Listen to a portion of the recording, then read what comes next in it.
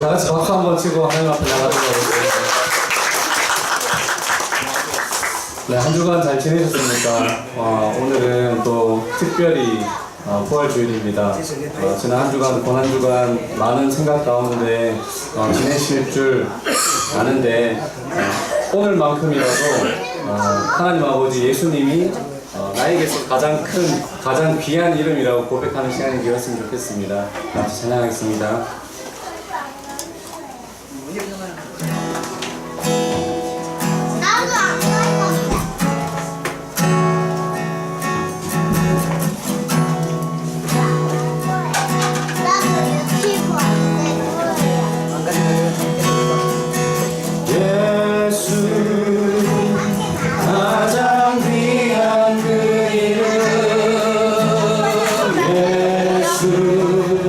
언제나 기도를 오 예수 나의 손 잡아주시는 가장 귀한 그 이름 예수 찬양하기 원하네 예수 찬양하기 원하네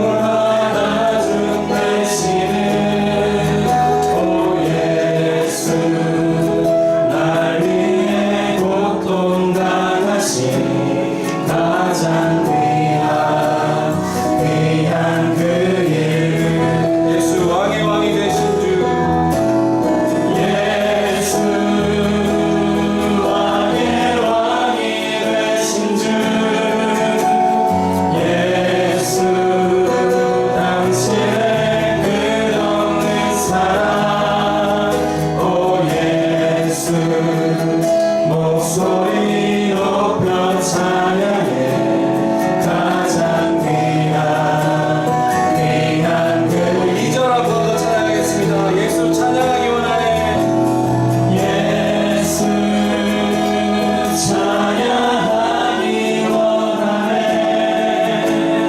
예수 처음과 나중 되시네 오 예수 날 위해 고통 당하신 가장 귀한 그 이름 예수 왕의 왕이 되신 주 예수 왕의 왕이 되신 주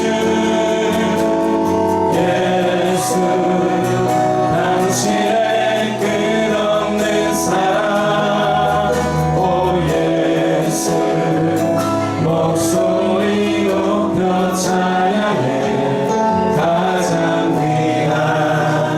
귀한 그 이름 네, 우리 시간 다같이 기도 한번 했으면 좋겠습니다.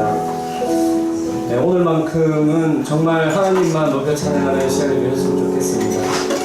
고난주간을 거쳐서 승리하신 하나님 앞에 하나님만 영광 받으시옵소서라는 기도를 드렸으면 좋겠습니다. 우리의 삶과 우리의 삶 가운데 펼쳐진 여러 환경들이 있는데 오늘은 그것들 생각지 마시고 하나님만 영광 받으시는 예배가 되었으면 좋겠습니다. 기도하겠습니다.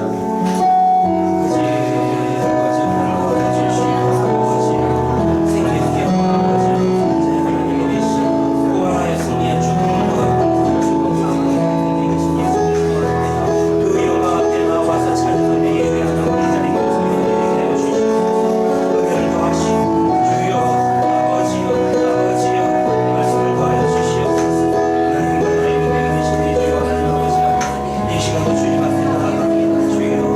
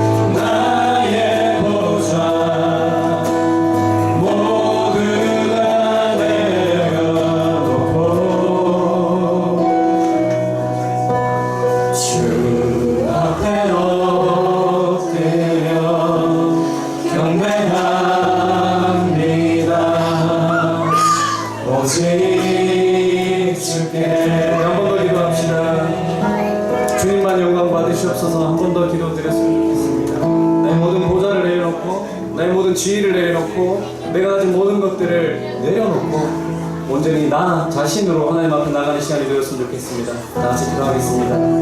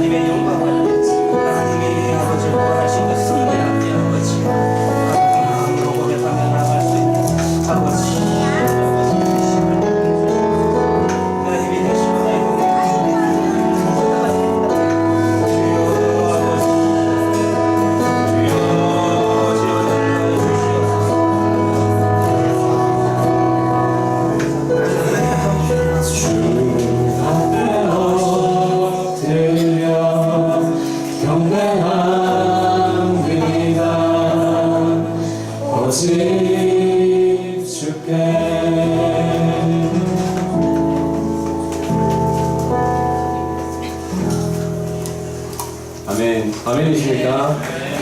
아멘. 하나님께 영광의 박수 한번 올려드릴까요? 다음 찬양은 십자가 그 사랑 멀리 떠나서라는 찬양입니다. 네, 찬양집 343번에 있습니다. 고난주일 그리고 부활절을 맞이해서 찬양을 준비하면서 이 찬양이 떠올랐는데요.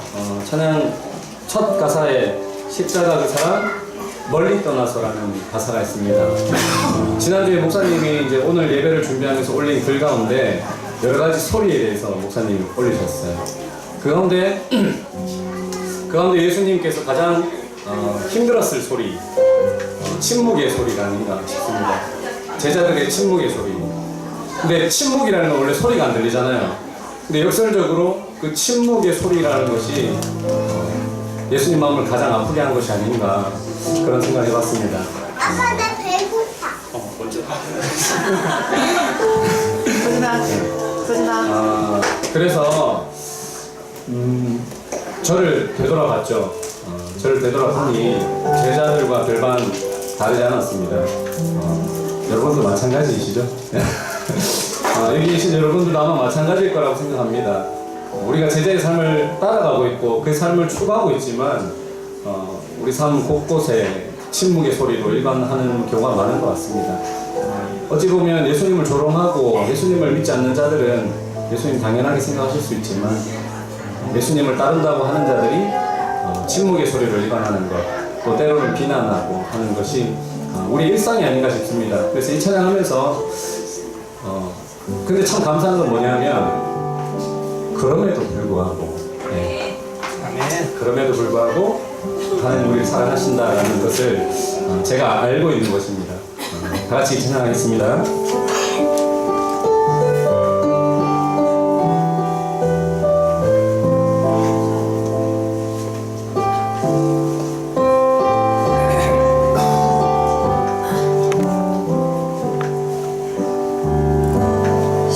십자가 그 사랑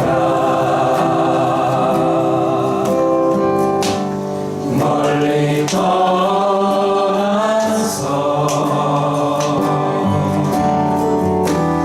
무너진 나의 삶 속에 잊혀진 주의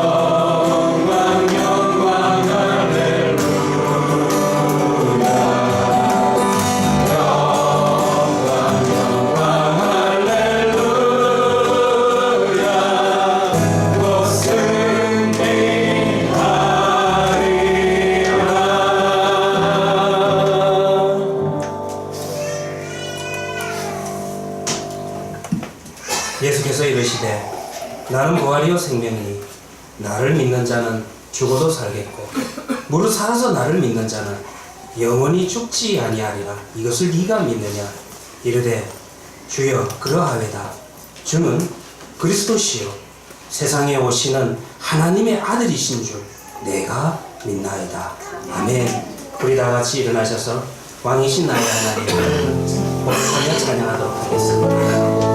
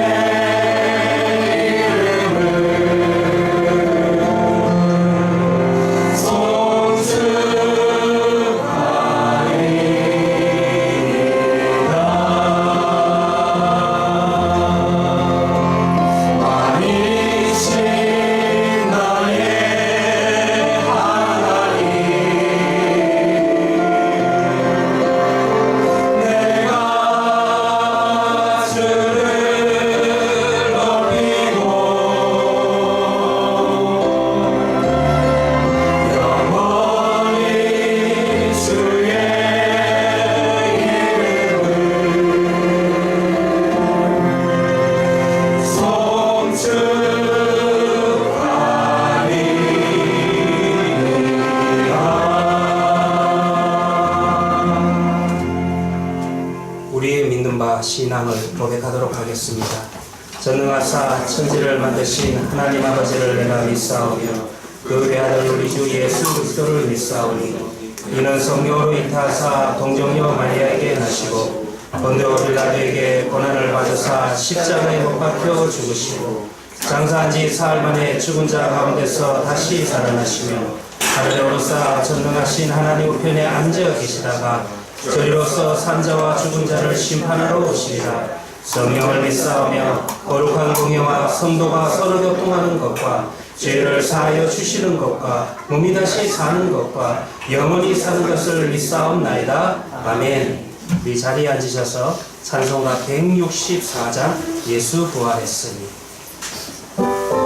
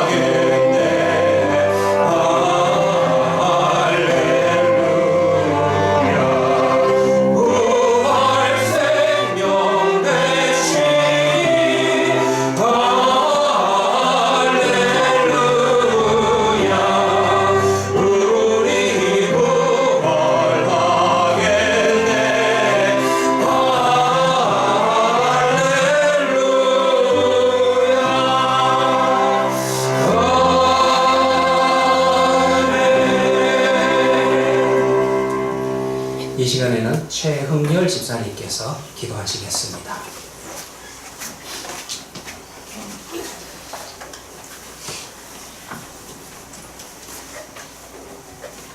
기도하겠습니다. 하나님 아버지, 지난 한 주도 하나님의 은혜 안에 살아가게 하시고 이 자리에 예배하러 모일 수 있게 하심을 감사드립니다. 하나님의 광대하신 이 세상을 향한 계획 속에 보잘것없는 저 같은 사람에게 나타나시고 하나님을 알게 하셨고 삶을 통하여 하나님을 사랑할 수 있는 시간을 허락하시길 감사드립니다. 아무리 생각해봐도 나 같은 아무것도 아닌 사람이 하나님 당신을 사랑할 수 있다는 것이 은혜입니다. 정말 큰 은혜입니다.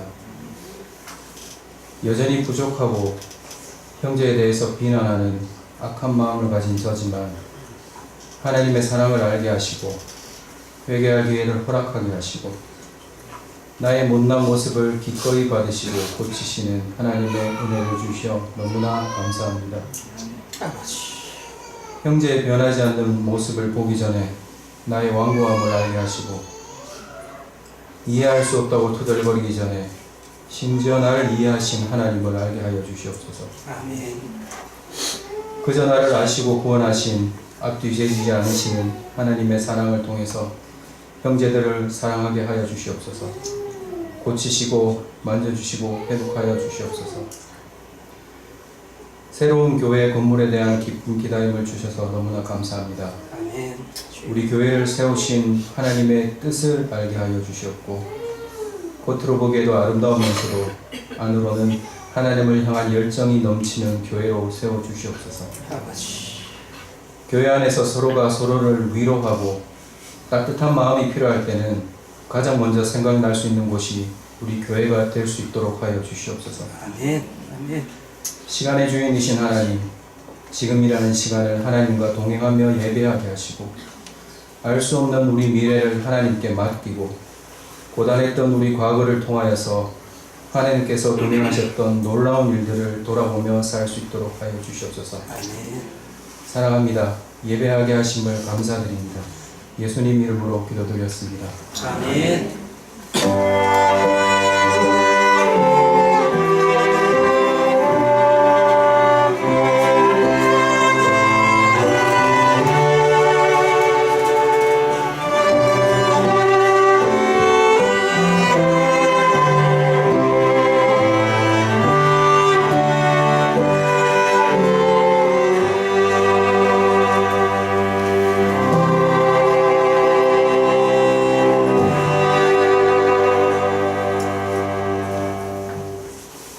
오늘 함께 나눌 하나님의 말씀은 신약성경 마가복음 12장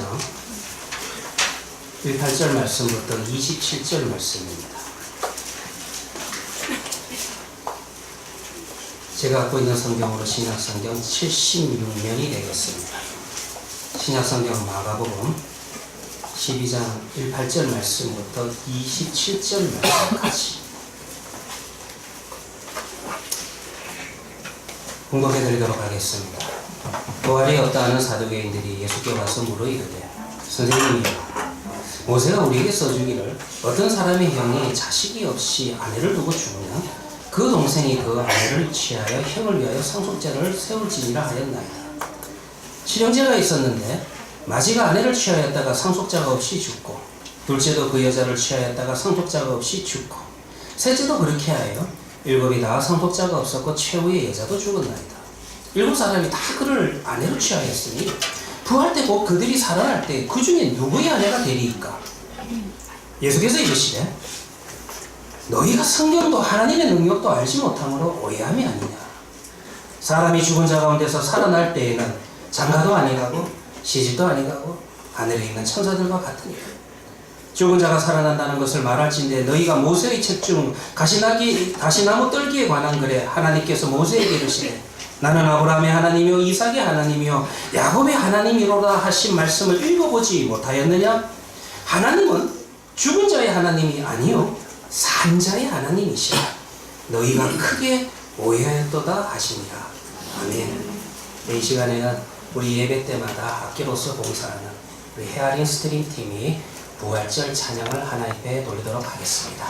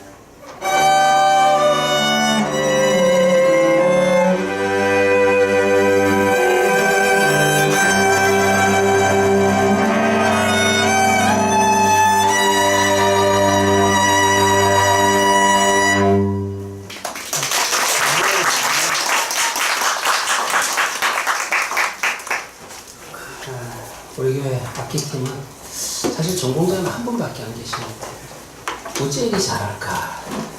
참 자랑스럽습니다. 기도하도록 하겠습니다. 하나님 아버지 감사합니다.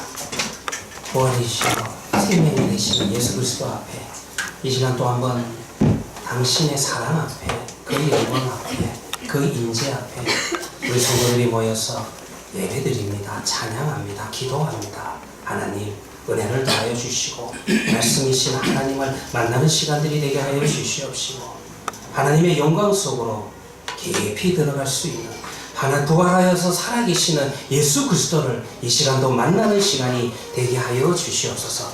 귀한 찬양을 돌린 모든 성도들에게 은혜를 더하여 주시고 그들의 헌신을 기억하시고 갚아주시옵소서. 우리의 구원자 되시는 예수님의 이름으로 기도합니다. 아멘. 오늘 본문 마가복음 12장을 볼 것 같으면 먼저 이 앞에 있는 내용들입니다. 앞에 있는 내용에는 어떤 내용이 기록되어 있냐면 바리새파의 사람들과 헤롯 땅의 헤롯 땅 당원들이 예수님을 찾아옵니다. 이들이 예수님을 찾아와서는 무엇에 대해서 이야기를 하냐면 세금 문제를 가지고 이야기를 합니다. 가이사에게 세금을 바치는 것이 로마의 황제에게 세금을 바치는 것이 합당하냐라는 그런 질문을 던지게 된다는 것입니다. 이 질문에 대해서 중요한 것은 이들이 찾아와서 이 질문을 던진 것은 예수님에게 올무를 놓기 위해서 찾아왔다라는 것입니다. 그들과의 논쟁이 끝나고 난 다음에 오늘 본문을 볼 것 같으면 곧 이어서 또 다른 사람 몇 사람이 예수님을 찾아왔습니다. 오늘 본문을 볼 것 같으면 예수님을 찾아온 이들은 또 사두개파 사람들이라 그렇게 기록되어 있습니다. 사두개파라 여러분들에게 좀 소개를 해드려야만 될 것 같은데 이 사두개인들은 어떤 사람들이냐 하면은 원래 대제사장 가문에 속해 있던 이스라엘의 유력한 집안 사람들이 사두개파 사람들이었다는 것입니다. 우리가 흔히 짐작해 보건대 솔로몬 왕 시대에 사독이라고 하는 제사장이 있었는데 그 사독 제사장 라인의 그 후손들이 사두개파가 아닐까. 왜 그러냐면 사독이라고 하는 이름과 사두개라고 하는 이름이 그 명칭이 발음이 유사한 데서 유추해 본다는 것입니다. 중요한 것은 이들은 부유했습니다. 부유했는데 부유한 것이 잘못이 아니라 세속적이었다라는 거예요. 왜 세속적이냐면 그들은 하나님의 말씀을 하나님의 말씀대로 해석하는 것이 아니라 자기들만의 교리를 만듭니다. 그 교리를 만들어서 자신들이 누리고 있는 지위, 자신들이 누리고 있는 특권을 사용하는데 하나님의 교리를 사용했다라는 것입니다.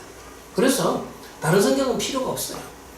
성경 66권, 이때는 66권이 아니라 서른은 구약만 있었지만 이때 당시에는 다른 시편이라든가 선지자의 글들은 귀찮으니까 오직 5권 모세가 기록했다고 전해지는 모세의 오경만이 하나님의 말씀이다. 나머지는 아니다. 권위를 인정하지 않았던 것이 사두개파 사람들이었다는 것입니다. 자, 아무튼 이 12장을 볼 것 같으면 당시 예루살렘의 지배계층의 사람들은 다 예수님을 찾아왔습니다. 그들이 누구였죠? 바리새파 사람들, 헤롯 땅의 당원들, 그 다음에 서기관들, 그리고 오늘 사두개인들. 성경을 보면은요, 이들이 굉장히 사이가 좋은 거로 우리가 착각할 수 있는데, 실제로는요, 이들이 굉장히 사이가 안 좋습니다. 원수처럼 지내요. 그런데도 불구하고 오늘 본문을 볼 것 같으면 앞서거니 뒤서거니 예수님을 찾아오고 있다는 것입니다. 부연해서 설명을 좀 드린다면, 바리새파 사람들은요, 정치적인 메시아를 기대했습니다. 이들이 왜 정치적인 메시아를 기대했냐면 급격한 변화를 통해서 급격한 회복을 기대했던 것이 바리새파 사람들이었다는 것입니다. 그런데 이 사두개파 사람들은요, 로마에서 보낸 본붕왕이라고 이야기할 수 있는 헤롯과 밀접하게 연결되어 있었던 것이 사두개파 사람들입니다. 이들은요, 헤롯 왕을 지지하는 그룹으로서 정치 권력과 결탁을 해서 이 땅에서 누리는 가장 자신들이 지금 이 땅에서 누리는 지위와 번영, 그것을 추구하는 사람들이었다는 것입니다. 이쯤 이야기를 해드려야 될 것 같습니다. 왜냐하면 제가 바리새 사람들이라든가 헤롯 땅 사람들에 대해서는 유대교의 문헌들이 많기 때문에 이야기할 게 많지만 희한하게도 유대교의 문헌 속에서도 이 사두개파 사람들에 대한 내용은 성경 안에서밖에 없습니다. 그래서 이 사두개파 사람은 성경 밖에서 문헌을 찾아볼 수 없다. 잘 알 수가 없다. 자, 생각해 봅시다. 이분들이 왜 예수님을 찾아온 겁니까? 이들이 예수님을 찾아와서 이렇게 질문을 합니다. 이들이 지금 예수님에게 찾아와서 질문한 내용은 아주 극단적인 상황을 만들어서 질문을 하고 있습니다. 실형제가 있었습니다. 맏형이 결혼을 했는데 자식을 남기지 못하고 죽었습니다. 그리고 난 다음에 동생이 형수와 또 결혼을 합니다. 그런데 이 둘째 아들도 자식을 남기지 못하고 죽습니다. 그래서 세 번째 아들이 다시 형수와 결혼을 합니다. 그런데 이 세 번째 아들도 죽습니다. 이렇게 해가지고 7 형제가 잇따라 한 여인과 결혼하였으나 자식을 남기지 못한 상태에서 죽은 것입니다. 그리고 마지막에는 이 여인도 죽었습니다. 자, 이 상태에서 만약 이들이 부활을 한다면 어떤 남자가 어떤 아들이 이 여인의 아내가 되는 겁니까? 지금 이거를 질문하는 거예요. 이것이 사도계인들이 질문한 내용이라는 것입니다. 전형적으로 모순을 만들어서 질문하는, 도전하는 그런 형식입니다. 사도계인들은요, 오경 안에서는 부활에 대한 그 이야기가 없다, 부활에 대한 직접적인 문구가 없다라는 그와 같은 논리를 가지고 이들은 사실 이 땅에서 누리는 지위, 자기네들의 그 특권, 여기에만 관심이 있었기 때문에 부활을 믿지 않는, 부활이라는 교리를 믿지 않는 전향적인 지파가 바로 사도계파였다라는 것입니다. 그래서 하나님의 말씀에서 죽음 이후의 삶에 대해서 이 부활에 대한 교리를 우스꽝스럽게 만들 수 있는 아주 곤란한 문제, 모순을 찾아내가지고 지금 질문을 하고 있다는 것입니다. 특별히 바리새파 사람들은요, 부활을 믿었어요. 그렇기 때문에 이 질문은 부활을 믿는 바리새파를 공격할 때 주로 사용했던 질문이었다는 것입니다. 이제 이 질문을 가지고 예수님에게 찾아온 것입니다. 자, 그런데 먼저 이 부분에 대해서 이야기하기 전에 왜 이와 같은 질문이 가능한가? 왜 이와 같은 이야기가 가능한가? 우리는 먼저 이 질문에 대해서 좀 생각해 보도록 하겠습니다. 사도계인들이 질문하는 이 질문의 배경은 어디에서 출발을 하냐면 그들이 인정하는 오경죽 신명기의 말씀 속에서 이 질문이 출발을 합니다. 제가 신명기 25장 5절과 6절의 말씀을 읽어드리도록 하겠습니다. 형제들이 함께 사는데 그중 하나가 죽고 아들이 없거든. 그 죽은 자의 아내는 나가서 타인에게 시집가지 말 것이요 그의 남편의 형제가 그에게로 들어가서 그를 맞이하여 아내로 삼아 그의 남편의 형제된 의무를 그에게 다 행할 것이요 그 여인이 낳은 첫 아들이 그 죽은 형제의 이름을 잊게 하고 그 이름이 이스라엘 중에서 끊어지지 않게 할 것이니라. 21세기에 대한민국의 관점으로 본다면 이런 법이 어디 있느냐. 여성이 결혼하고 난 다음에 배우자가 죽으면 당연히 자신의 장래에 대해서는 스스로 결정할 권리를 가지고 있습니다. 이것이 자연스럽습니다. 그런데 우리가 지금 21세기 대한민국에서의 상황에서 오늘 성경을 좀 보지 마시고요. 당시 고대근동의 상황에서 신명기적인 관점으로 이 여인을 한번 보시기를 바랍니다. 구약 성경에는요, 지금 성경 자체가 다 마찬가지지만 성경에는요 3대 약자가 있습니다. 그 3대 약자가 뭐냐 하면은 거지, 고와 가부입니다. 거지, 고와 가부. 이게 3대 약자. 그리고 쉽게 이야기해서 이 사람들은 먹고 살 길이 끊어지게 되는 겁니다. 굶어 죽을 수밖에 없는 그런 지경에 놓이는 것이 거지, 고와 가부가 된다는 것입니다. 자, 그런데요, 이제 이 신명기 성경 안에서의 관점은 남편을 잃어버린 이 여인을 어떻게 보호하느냐, 이것이 성경의 관점이었다는 것입니다. 모세율법은요, 이 문제에 대한 해법으로서 이른바 형사취수제라고 하는 그와 같은 제도를 이제 제안하게 됩니다. 형이 자식을 낳지 못하고 죽을 경우에는 시동생이 형수와 결혼해서 대를 잇게 하는 것입니다. 그래서 여기서 태어난 아들은 자신의 아들이 되는 것이 아니라 죽은 형의 아들이 되고 이 아들이 있어야지만 땅, 재산을 상속받을 수가 있다는 것입니다. 이게 요즘으로 말하면 사회보장제도입니다. 그래서 이제 이 태어난 아들은 과부가 된 어머니를 노동력을 상실한 이 여인을 보호하고 또 대를 이어서 그 가문의 재산을 이어가도록 하는 배려가 바로 이 형사취수제의 목적이었다는 것입니다. 좀 기분 나쁘실지는 몰라요. 당시에 그 고대운동 사회에서 성경은 그렇지 않지만 여성이라고 하는 것은 인간으로 취급을 받지 못합니다. 그러니 당시 인간으로 취급받지 못하는 여성에 대한 인권과 재산권을 보호하시려는 하나님의 의도가 분명하게 나타나는 것입니다. 이것을 오늘날의 관점을 가지고 여성에 대한 자기 결정권을 무시하는 거 아니냐, 그렇게 생각을 하지 마시고요. 아무튼 당시에 이스라엘 백성들이 살고 있는 가나안 땅의 분배 제도까지 얽혀 있기 때문에 매우 심각한 문제가 이 안에 담겨 있다는 것입니다.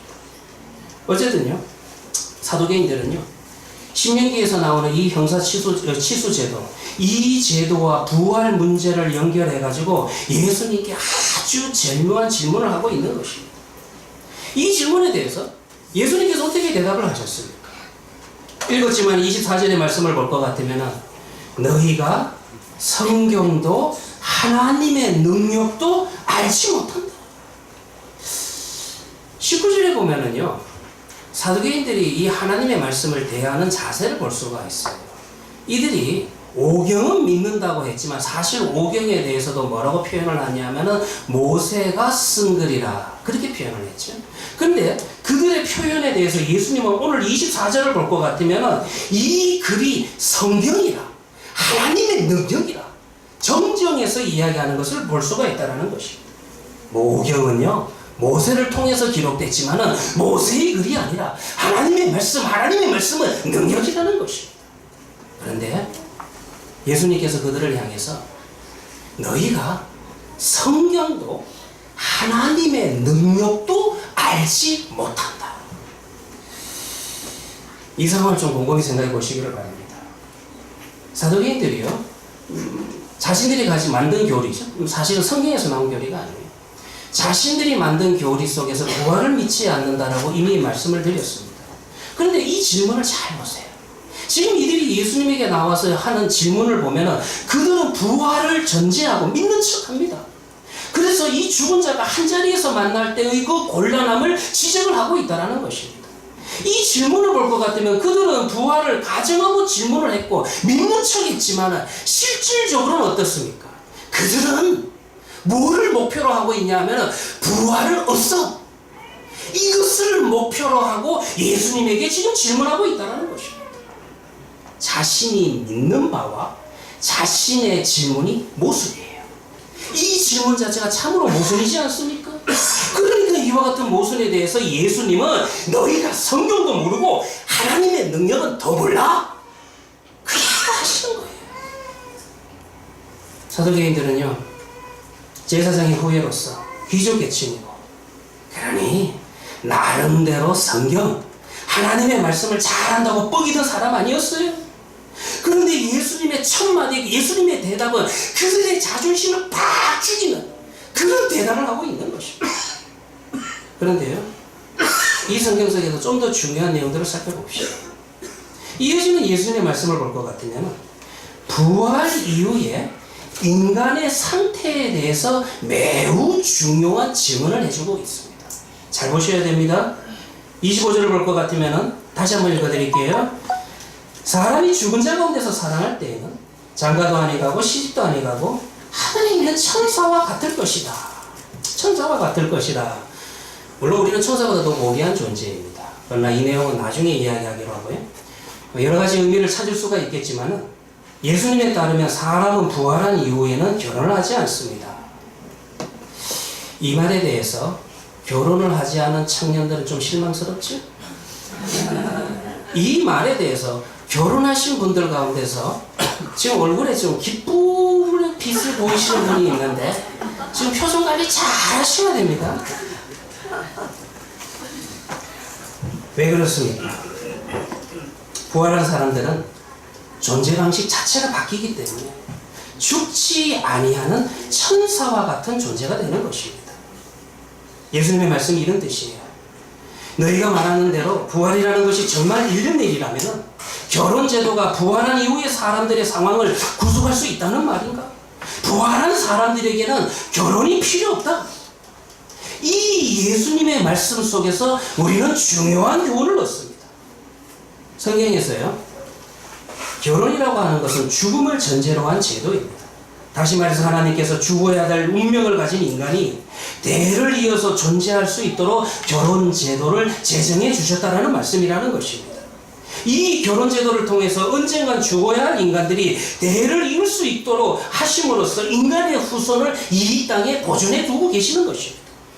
여러분들이 창세기 5장을 볼 것 같으면 그 창세기 5장에서 아담의 족보가 나오죠. 그런데 그 족보에서 계속 반복되는 단어가 있어요. 낳고 죽고 낳고 죽고 낳고 죽고. 분명히 죽었는데 어때요? 그 창세기 5장 성경에 나오는 첫 번째 족보에서 아담의 족보는 계속해서 지금까지 쭉 이어져가고 있다는 것입니다. 그러니 부활한 후에 인간은 영원히 살 것입니다. 영원히 사는 인간에게는 결혼이 필요 없다는 것입니다. 그리고요, 더 중요한 이야기를 좀 합시다. 지금 예수님께서는요, 결혼 제도를 이야기하는 것 같지만은 그들이 지금 결혼을 가지고 질문을 했으니까 결혼 제도를 가지고 이야기하는 것 같지만은 실제에 있어서는 정말 중요한 증언을 우리에게 들려주고 계십니다. 뭡니까? 우리가 지금 이 예수님의 말씀에서 알아야 되는 게 있어요. 놓치지 말아야 되는 게 있어요. 하나님의 나라는 죽음의 영향을 받지 않는 것입니다. 하나님의 나라는 사망의 권세가 제거된 것이라는 것입니다. 죽음이라고 하는 게 뭡니까? 사실에 있어 죽을 수밖에 없는 상태에 놓여 있는 인간의 실존을 말하는 것이 아닙니까? 생존 기간의 한계를 논하는 죽음의 표면적인 정의보다 우리라는 존재성 자체가 죽음으로 끝나는, 아니 죽을 수밖에 없는 죄와 심판의 요소에 지배를 받고 있는 것입니다. 그런데 하나님의 나라는 그 요소가 다 제거될 거예요. 하나님의 나라는 그 요소, 죄와 죽음으로 끝나는 요소가 제거된 상태가 된다는 것입니다.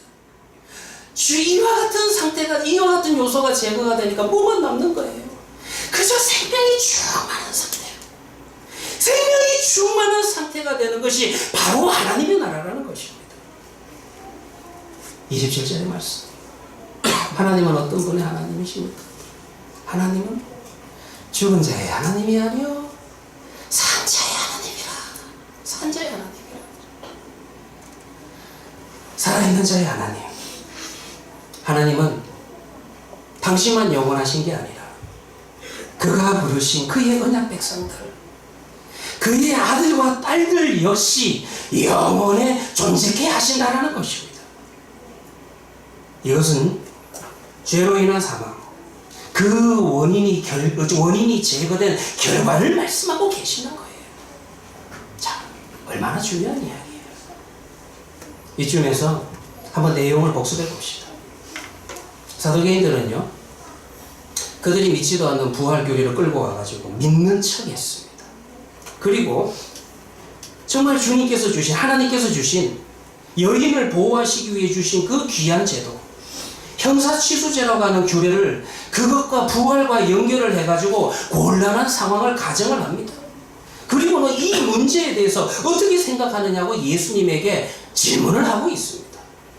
그러나 예수님은 부활은 당연히 있는 일이다, 이런 곤란한 질문에 대해서도 물러서지 아니하시고 부활은 있는 일이다, 그것을 이야기하고 계십니다. 뿐만 아니라 결혼제도와 형사취수제도의 의미와 한계를 매우 분명하게 설명을 해주고 계십니다. 결론적으로 부활한 후에는 결혼도 형사취수제도도 용도가 폐기되기 때문에 더 이상 존재하지 않을 거라고 이야기를 하고 있다는 것입니다. 이렇게 명쾌한 결론을 통해서 사도계인들은, 사실 그걸 목표로 하진 않았겠지만 사도계인들은 그 질문에 해답은 받았습니다. 그런데 이 과정을 통해서 무엇이 드러나냐 하면 여전히 사두개인들은 자신들이 믿는 바 부활은 믿지 않습니다. 부활을 믿지 않는 믿음이 드러나게 되었고, 그저 그들은 예수님을 곤란하게 만들려고 이런 질문들을 가지고 왔음이 드러나게 되었다는 것입니다. 자, 이렇게 다 드러났으니까 해피엔드로 그러면 모든 이야기가 끝나는 겁니다. 뭐 여기서 설교 끝내면 얼마나 짧습니까? 근데요, 오늘 본문 속에서 정말 이야기의 핵심 교훈이 뭡니까? 오늘 본문 앞으로 좀 넘어갑시다. 오늘 본문 앞에는요, 제가 오늘 부활절이라서 일부러 좀 건너뛰어서 오늘 본문을 선택을 했지만 바리새인과 헤롯 당원들이 예수님을 찾아왔던 이야기를 앞에서 말씀을 드렸습니다. 그들이 질문한 사실이 있었는데 이들은요, 이 질문 자체가 그냥 질문이 아니에요. 어떻게 하면 예수를 죽일까? 예수님을 죽이기 위해서 질문을 가지고 왔다라는 것입니다. 그들은 세금 문제를 갖고 질문을 했죠. 이 세금을 가이사 로마 황제에게 내는 게 맞습니까? 그렇게 질문을 합니다. 여기에서 로마 황제에게 내라고 이야기하면 적어도 매국노야. 그렇게 예수님을 유대교의 관점에서 매국노로 몰아갑니다. 근데 이건 나중에 이 본문을 설교할 때도 말씀을 드리겠지만 얘들 참 웃기는 게요. 사실 지들은요, 로마의 이 황제들하고 아주 문헌을 보면 밀접하게 연결되어 있어요. 그래서 자치권을 인정받았기 때문에 이 이스라엘 땅은 성전은 자기네들의 관할 아래 성전세는 이렇게 합의가 되어 있었기 때문에 성전세도 거두고 있었던 그런 상태예요. 자신들은 로마의 황제와 정치적으로 그렇게 잘 결탁이 되어 놓고는 예수님에게 찾아와서는 세금을 로마 황제에게 내는 게 맞습니까? 안 맞습니까? 이런 질문을 하는 겁니다. 만약에 예수님이 인기가 있으니까, 사람들이 따르니까 예수님이 로마 황제에게 세금을 내도 된다라고 이야기하면 저놈은 매국노야. 그렇게 몰아갈 준비를 하는 거고요. 그리고 또 예수님께서 만약에 로마 황제에게 세금을 내지 말라고 이야기하면은 로마의 여러분들을 보고를 해가지고 반역자로 그렇게 또 몰아가기 위해서 그런 함정을 파놓고 이렇게 대답해도 함정이요, 저렇게 대답해도 함정이요, 함정을 만들어서 예수님에게 찾아왔습니다. 아무튼 머리는 좋아요. 참 머리 좋죠. 이들은요, 이 함정에 빠뜨리기 위해서 자존심까지 내던지면 마음에도 없는 아첨의 말을 합니다. 14절의 말씀인데요, 제가 한번 읽어드릴게요. 와서 이르되 선생님이여 우리가 아노니 당신은 참되시고 아무도 꺼리는 일이 없으시니 이는 사람을 외모로 보지 않고 오직 진리로서 하나님의 도를 가르치심이니이다. 가이사에게 세금을 바치는 것이 옳으니까 옳지 아니하나이까. 여기에서 참되다라고 하는 말은 당신은 진실만을 이야기하시는 분입니다. 그 이야기를 하는 거예요. 그리고 이어서 예수님께서 아무라도 꺼리지 않는다. 이 말은 즉 사람을 외모로 보지 않고 오직 진실만을 말하는 분이다 라고 그렇게 축혀 세우고 있습니다. 이 말이 뭐예요? 이들은요, 예수님 우리가 뭐라고 하든 우리의 동기가 뭐라고 짐작이 되시든 간에 예수님의 마음속에 있는 그 내용을 솔직하게 대답해 달라는 그런 의미를 담고 있다는 것입니다. 이 상황이 여러분들 웃기는 상황 아니에요? 왜 이 상황이 웃기는 상황입니까? 이들은 지금 예수님을 죽이려고 왔어요. 어떻게 하면 예수님을 죽일까 그 생각을 가지고 예수님을 찾아온 게 아닙니까? 그런데 이들이 무슨 예수님에게 진실만을 이야기해야 됩니다. 그것을 주장할 권리가 그들에게 어디 있습니까? 그들은요, 자신들의 속셈을 예수님에게 솔직하게 이야기했습니까? 그죠? 우리가 당신 말에 꼬투리를 잡아서 죽이려고 하니까 솔직하게 대답하세요. 이 말이 얼마나 무섭고 뻔뻔스럽습니까? 그런데 이번에는요, 사두개인들이 또 예수님께 한정을 파가지고 또 왔지요. 사두개인 역시 자신들이 믿지도 않는 부활 교리를 믿는 척합니다. 예수님을 잡아 죽이기 위해서 자신들의 믿음도 감춥니다. 우리가 이 믿음이라고 하는 것은 눈에 보이지는 않지만 실제에 있어서 자신의 인생, 자신의 삶을 다 걸어야 되는 중요하고도 무거운 실제 아닙니까? 그런데 이 믿음이라는 것을 내가 믿다고 해서, 내가 얄밉다고 해서 그 사람을 흡축내기 위해서 자신의 믿음조차 왜곡하고 뒤집고 있다는 거예요. 그들은요, 입으로는 물론 하나님이 내 인생의 전부라고 그렇게 고백을 했을 겁니다. 유대교의 그래도 지도자 중에 하나였으니까, 유대교의 지파 중에 하나였으니까. 그러면 그들은 자신의 전부나 다름없는 하나님과 그분의 말씀을 뒤집고 왜곡을 합니다.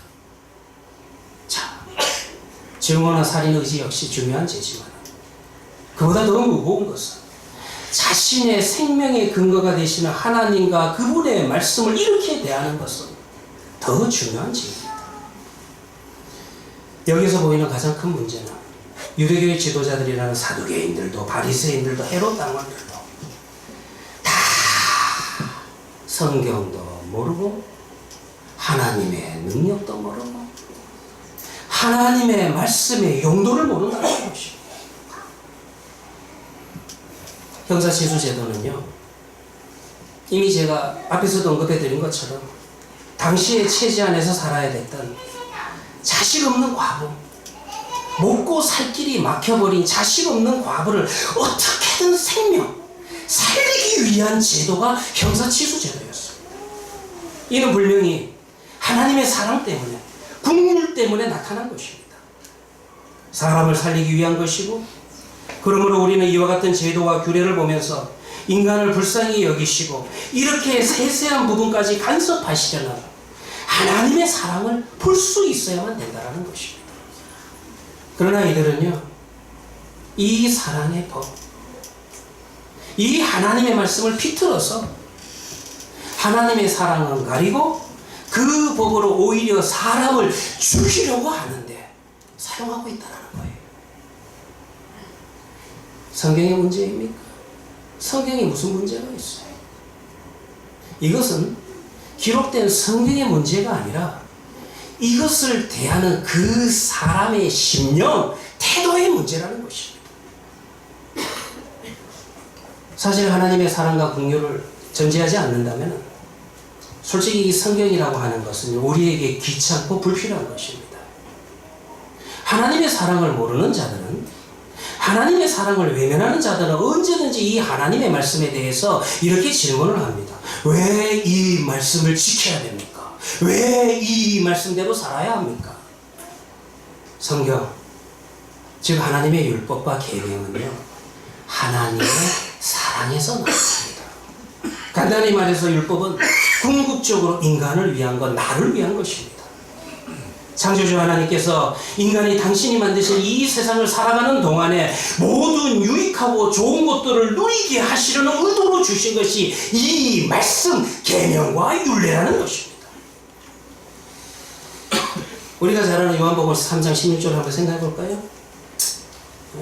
이 말씀은요, 그야말로 구원론을 한마디로 한 줄로 줄여놓은 아주 중요한 교리죠. 모든 기독교인들이 필수적으로 암기해야 되는 하나님의 말씀입니다. 창조주 하나님께서 인류에게 그 아들을 보내어 구원을 베푸신 내용을 담고 있지요.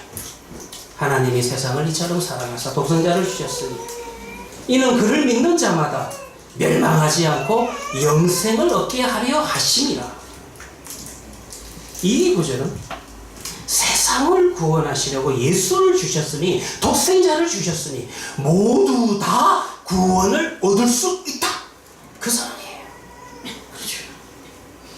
하나님은 우리를 사랑하시기 때문에 우리가 아직 죄인 되었을 때 구원이라는 이 무조건적인 은혜의 증거로 그 아들을 보내사 십자가에서 대신 죽으셨으니 누구인들 지옥에 가도록 내버려 두시겠어요? 이것이 하나님의 사랑입니다. 그런데요, 이 구절 잘 보셔야 됩니다. 이 구절은요, 반대로 이렇게도 해석할 수 있어요. 그러므로 예수를 믿지 않는 자는 멸망하고 영원한 생명을 얻지 못한다. 여기에는요, 이 하나님의 사랑의 선언 속에는 하나님의 심판 선언도 있는 겁니다. 우리는 이 말씀 속에서 사랑이신 하나님을 만나시렵니까? 아니면 심판하시는 심판주를 만나시렵니까? 우리는 이 둘을 끼워 맞출 방법이 없습니다. 한쪽을 선택하고 다른 한쪽은 제한하고 제거해버려야만 된다는 것입니다. 이것이 말씀을 대하는 자세입니다. 다른 말로 이것이 믿음이요, 이것이 믿음을 이야기하는 열매, 증거입니다. 그러나 하나님으로부터 벗어나기를 소망하는 자들, 어떻게 하면 하나님으로부터 멀리할까?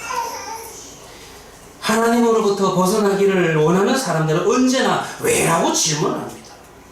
그러면서 그 교례를 거절합니다. 나름 합리적인 근거를 갖다 붙입니다.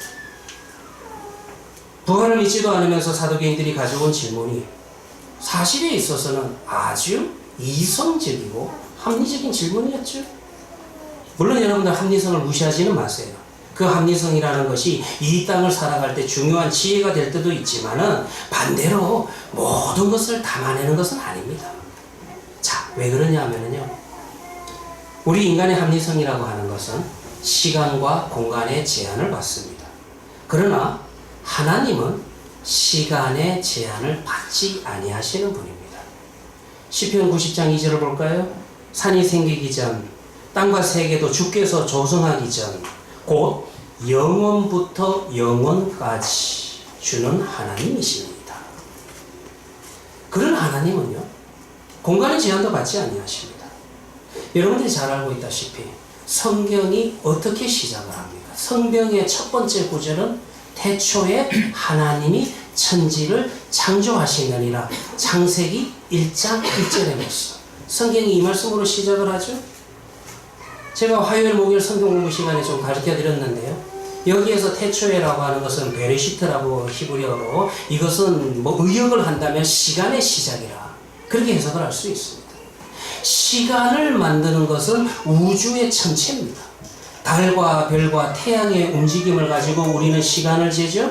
그런데 이 시간을 만드셨다. 그렇다면 우주를 다 만드신 분이라는 것입니다. 우주의 존재를 다 만드신 분이라는 것입니다.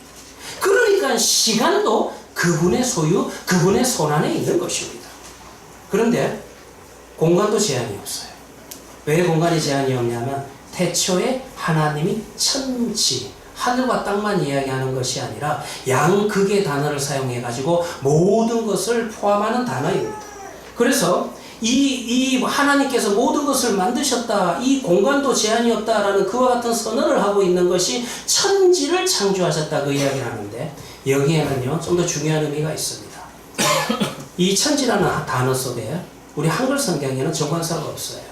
그런데 이 원문을 보면은 정관사가 있습니다. 즉 하늘과 땅이 제한되어 있다는 거예요. 왜 하늘과 땅을 제한하고 있는 것입니까? 먼저 이 성경을 기록한 것은 모세입니다. 모세와 출애굽을 한 이스라엘 백성들의 입장에서는 본 적은 없지만 하나님께서 말씀으로 약속하신 그 땅의 존재를 믿는 겁니다. 그리고요, 더 나아가서 눈에 보이는 이 우주를 창조하신 그분께서 눈에 보이지 않는 영원한 나라도 소유하고 계시고, 그 나라의 주인이 여전히 창조주 하나님이시다. 이 고백이 창세기 1장 1절에 있는 겁니다. 이 사실을 육신에 매여 있는 시간과 공간을 넘어서 죽음 이후에 하나님과 함께 누릴 하나님의 시간과 하나님의 장소를 믿는 거예요. 이 사실을 믿는 것이 구원에 이르는 바른 믿음이라는 것입니다. 그러니 이 사실을 믿지 않으면요, 성경요 글로 되어 있기 때문에 누구나 다 읽을 수 있습니다. 그래서 여러분들 창세기 1장 1절이 1장 1절로 시작하는 겁니다. 이 사실을 믿지 않으면 이 성경은, 이 하나님의 말씀은 열리지가 않은 거예요. 성경도 하나님의 능력도 모른다? 마태복음 13장 35절에 보면 예수님께서 이런 말씀을 하셨죠. 이는 선지자를 통하여 말씀하신 바 내가 입을 여버 비유로 말하고 창세부터 감추인 것을 드러내리라 함을 이루려 하십니다. 창세기 1장 1절에 하나님을 만나지 못하면, 이 시간과 공간의 제한을 넘어서는 하나님을 만나지 못하면 여러분들 성경이 열리지 않는 거예요. 오경의 부활에 대한 교리가 없어요? 있잖아요. 그들이 저보다 히브리어를 못했을까요? 성경의 첫째에 있는 것을 왜 이 사두개인들은 보지 못한 겁니까? 이유가 뭡니까? 믿음의 시작은 어디서부터 시작하냐면요, 믿음의 시작은 내가 하나님의 사랑을 받는 존재다, 이것을 보는 그 순간, 그 하나님의 사랑 앞에 감격하고 반응하며 찬양하며 나가는 그 순간에 믿음이 시작되는 것입니다. 정말로 하나님의 사랑을 경험한 자들은, 하나님 안에서 그가 마련하신 가장 좋은 것들을 누릴 마음이 있는 사람들은 하나님의 말씀, 계명과 율례를 사랑합니다. 그러나 그를 사랑하지 않는 사람은 언제나 그 법을 지켜야 될 이유를 물으면서 그 법을 오해하고 왜곡하고 자신이 중심이 되어서 해석하고 사용합니다. 그런 사람들은 만물의 창조주이신 하나님께서 우리를 위하여서 제정하신 그 제도 안에서 하나님과 화평을 누리기를 거절합니다. 이것이 오늘 본문에 나오는 사도개인들의 모습입니다. 일곱 형제와 장남의 부인이 다 죽고 부활한다면 그 여인은 누구의 아내가 되는 겁니까? 부활을 조롱하며 믿지 않았던 그들이 놓치고 있는 것이 뭡니까? 이들이 지금 보지 못하는 것은 생명의 주인이 되시는 하나님을 못 보는 거예요. 지금 생명의 주인이 되시는 예수 그리스도를 밀어내고 있는 겁니다. 영생이라고 하는 거 그저 무한한 시간만을 의미하는 게 아닙니다. 인간 존재의 무한한 연장만을 의미하는 것이 아닙니다. 그 시간이라고 하는 게 말씀드렸죠? 어디에 있다고요? 하나님 안에 있습니다. 그렇다면은 지금 이들이 놓치고 있는 게 뭐냐면 하나님과의 관계성이라는 것입니다. 이들은 하나님이 지금 제안하시는 관계성 회복을 거부하는 거예요. 하나님의 시간과 하나님의 공간 속으로 들어가는 것을 그 초대를 받았음에도 불구하고 거부하는 겁니다. 십자가에서 보이신 그분의 사랑을 거부하는 겁니다. 부활을 믿지 않았던 사도계인 역시 죽고 난 다음에 부활할 겁니다. 그러나 그들이 가야 할 길은 어떤 길입니까? 사도계인들은 죽음이라고 이야기하는 사망의 권세 아래로 내려갑니다. 하나님과의 관계가 영원히 회복될 수 없는 그 장소로 내려가는 모습을 한번 보시기를 바랍니다. 사랑하는 하나님 교회 성도들이여, 이 불쌍한 인생을 오늘 이 말씀 속에서 한번 보시고 우리의 인생 속에서 교훈으로 삼으시기를 간절히 소망합니다. 기도하도록 하겠습니다. 하나님 은혜에 감사합니다. 하나님의 자녀로 산다는 것은 참으로 영광이요 기쁨이지만 하나님, 그러나 만만치 않은 걸 고백합니다. 참 세상이 계속해서 도전하기 때문입니다. 그러나 하나님, 이 시간 또 한 번 말씀 붙들고 고백합니다. 우리는 하나님의 말씀 안에서 승리합니다. 죽음을 이기신 예수 그리스도의 부활이 역사적인 증명입니다. 부활신앙 안에서 그의 자녀들을 승리케 할 것이요, 우리의 심령 속에 하나님을 향한 사랑과 믿음이 자라게 하여 주시옵소서. 우리의 결심과 각오 위에 십자가의 은혜를 더하시고 넘어져도 다시 일어나는 부활의 능력과 은혜를 베풀어 주시옵소서. 생명의 주인 되신 하나님 앞에 내가 부활할 것을 믿습니다.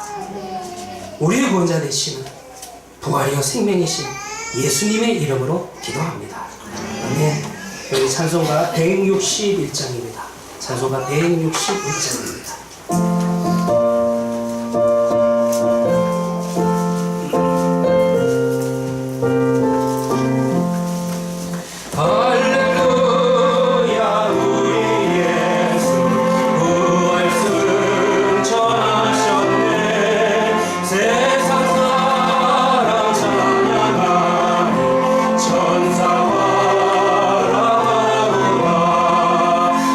우주 예수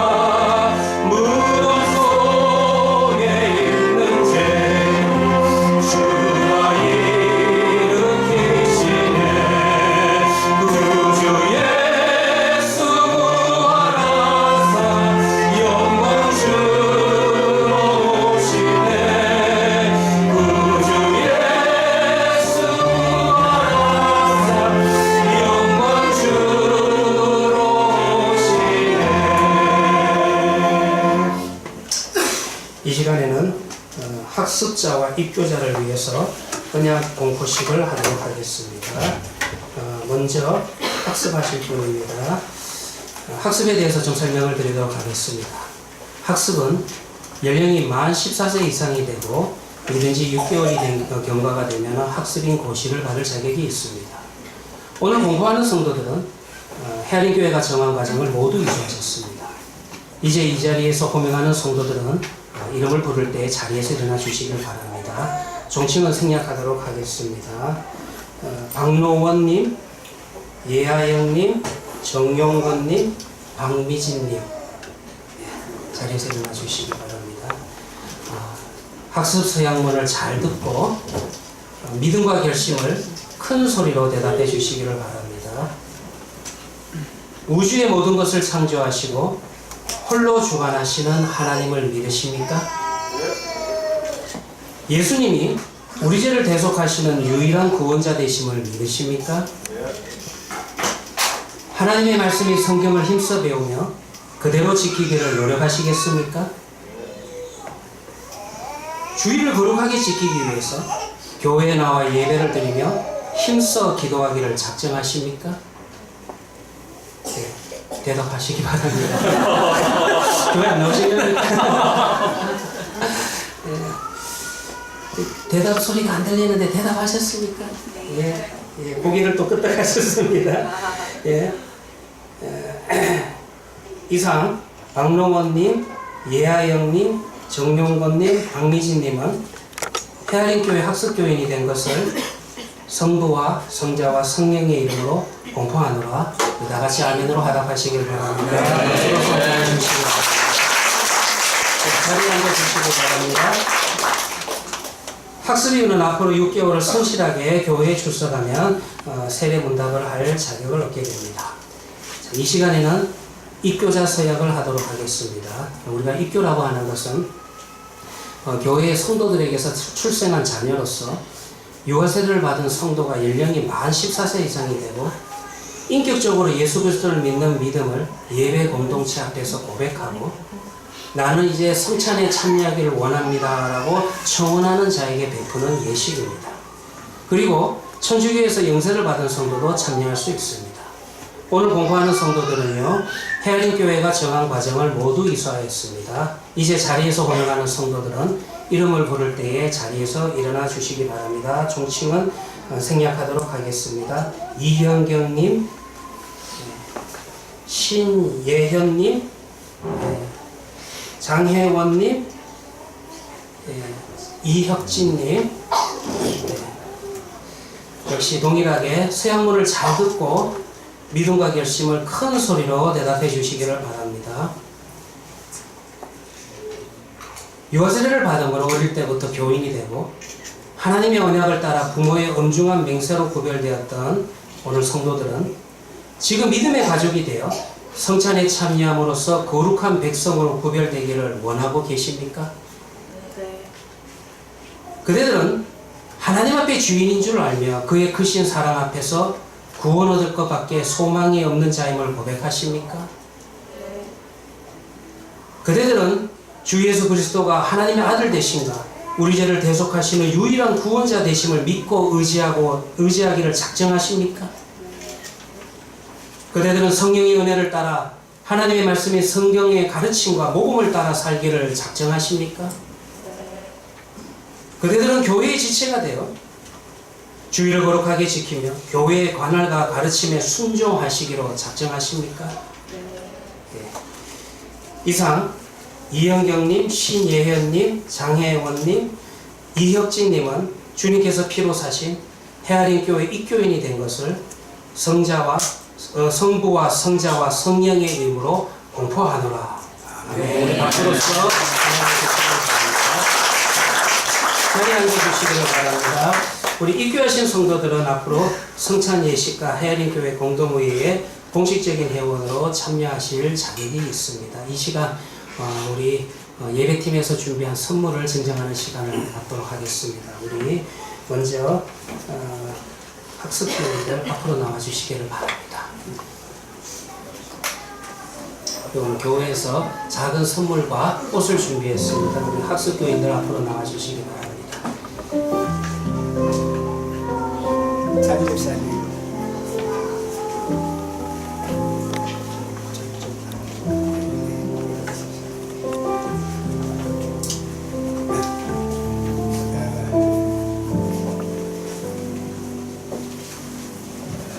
우리 오늘 선물은 부모님이나 우리 각 교회에서 대표되시는 분들께서 이렇게 전달해 드리도록 하겠습니다. 우선 박노원 우리 형제에게는 허중수 집사님 나오셔서 임정우 집사님이 안 계시는데 나오셔서 전달해 주시고요. 또 아영 부모님, 또 우리 정용건 부모님, 또 우리 미진이는 친구 부모님이 대신해서 전달해 드리도록 하겠습니다.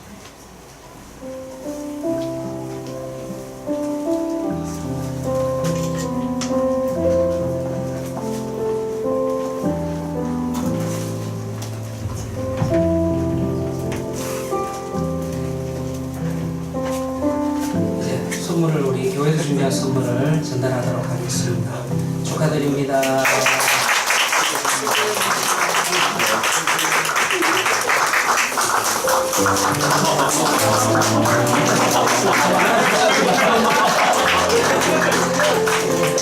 축하드립니다. 자리에 돌아가 주시기 바랍니다.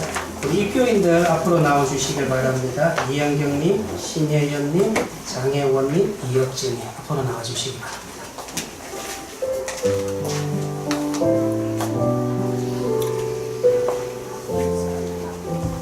일교회는 최수열 집사님 나오시고요.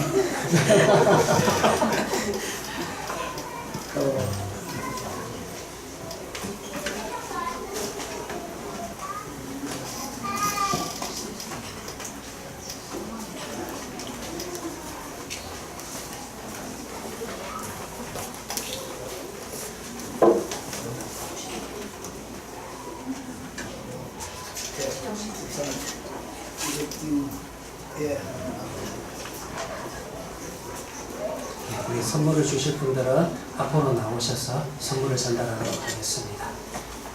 입교인이 되신 것을 다시 한번 축하드립니다.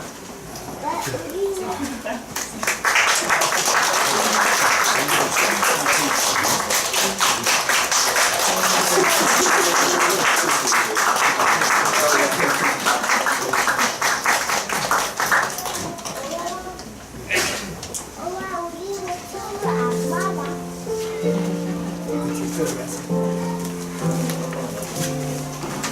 학습 받으신 분들 네, 다시 한 번 더 축하드리고요. 이제 우리 헌금함을 앞으로 가지고 나오시기를 바랍니다.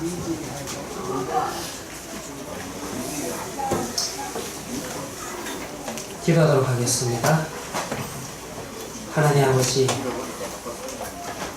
생명이여 부활하신 예수 그리스도 앞에 나올 수 있다는 것, 이 생명 안으로, 이 영광 안으로 들어갈 수 있는 존재가 되었다는 것, 참으로 감사합니다.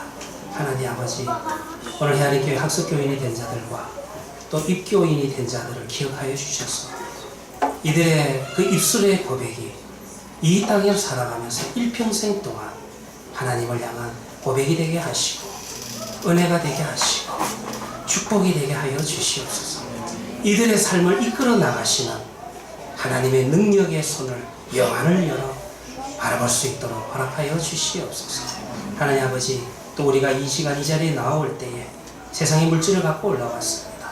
이 물질을 통하여서 우리 인생을 만들어가는 것, 물질이 아니라 오직 하나님의 말씀이요 하나님의 능력이라는 것을 기억하며 고백하며 살아갈 수 있는 우리 해안의 교회 성도들 되게 하여 주시옵소서.